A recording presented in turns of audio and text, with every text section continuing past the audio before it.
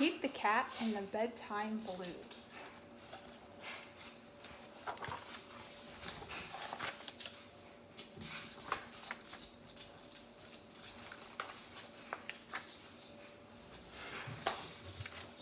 Pete and the gang had a great day.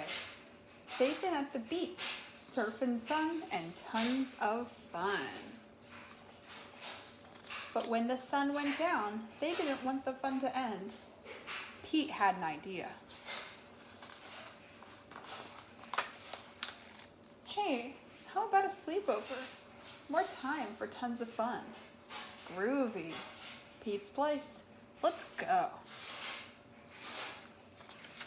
The party was far out, but they knew they couldn't stay up all night. The gang decided it was time to say goodnight. On went the pajamas and out went the light. Good night, Gus. Good night, Alligator. Good night, Toad. Good night, Pete. Pete was just about to catch some Z's when clap, clap, clap. Who did that? Pete asked. It was me, said Grumpy Toad. I don't want to go to bed. I want to clap instead. Pete covered his head. This cool cat needs to go to bed. Good night, Gus. Good night, Alligator. Good night, Toad. Good night, Pete. Time to sleep. Pete tried again to catch some Z's when rat-a-tat-tat. Who did that? Pete asked.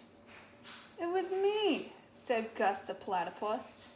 I don't want to go to bed. I want to jam instead. Pete covered his head. This cool cat needs to go to bed. Time to sleep. Good night, Gus. Good night, Alligator. Good night, Toad. Good night, Pete. Pete closed his eyes to catch some Z's when he heard munch, munch, munch. Pete had a hunch. It was Alligator.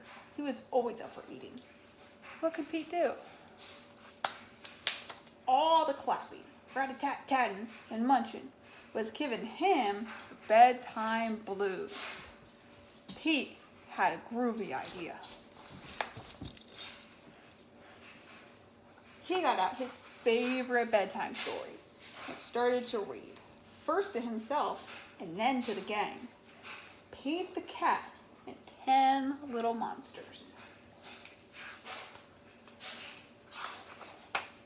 Pete noticed it was finally quiet. No more clapping, no more rat-a-tat-tatting, and no more munching. They all settled down. No one made a sound. Pete yawned and turned off the light. Good night. Get some sleep tight. Time to catch some Z's. Tomorrow was another day for surfing, sun, and tons of fun. That's that.